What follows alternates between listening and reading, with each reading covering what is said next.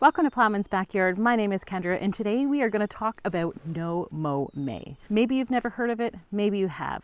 But basically, it is a movement that started in the UK in about 2019, and it was an initiative movement to help the bees, help save the bees. Now, we all want to help save the bees, and I just want to talk a little bit about where this movement came from and basically why it started. We all want to save the bees. We need our pollinators, and we need bees and any type of pollinators to help our gardens grow, to help sustain living in basically every way of life. We can't do without pollinators, but I just think it's a little interesting that we want to not mow our lawns to save the bees. Basically, what I understand the reason behind wanting to not mow the lawn, and I get it, but do we really think that not mowing our lawn is going to save the bees and save the world somehow?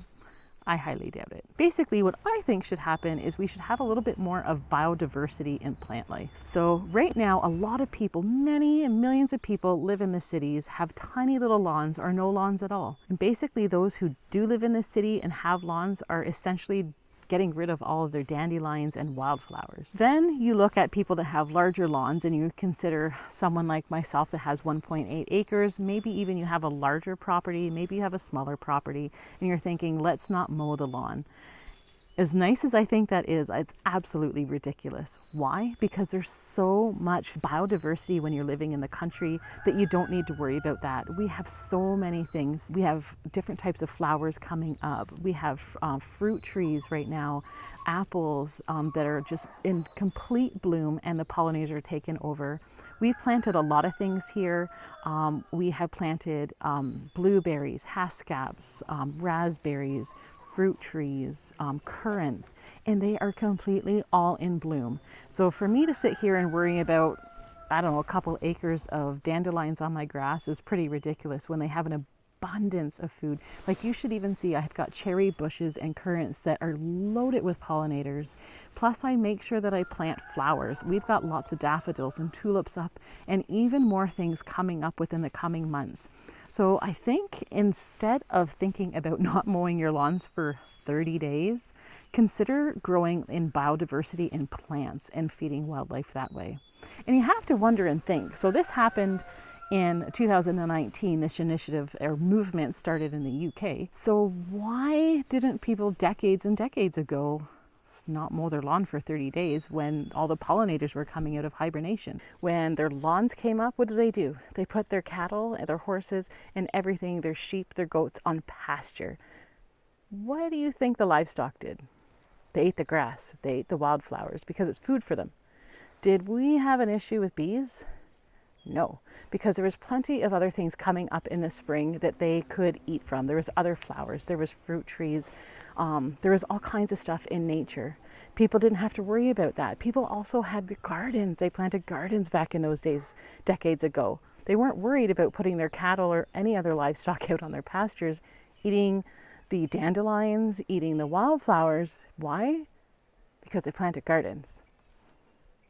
Think about it. Basically, the pollinators weren't even an issue. There was no worry about not having bees because everybody had a garden.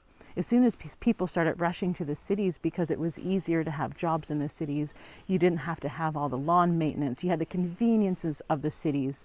That's when the problem came in, because there wasn't enough people growing their own food and growing flowers. It basically became a concrete city where there could not be any bees.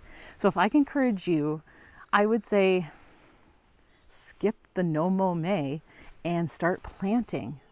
If you've got a little bit of space, plant a garden. I'm sorry, but whether we're growing fruit, right now the fruit's in bloom, but basically every single week, every single month, I have new flowers coming out for the pollinators.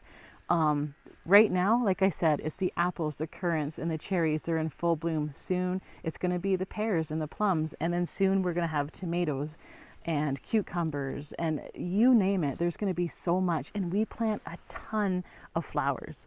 Not only is it important to plant your fruits and vegetables, but I definitely encourage you to plant flowers. We have a ton of different types of flowers.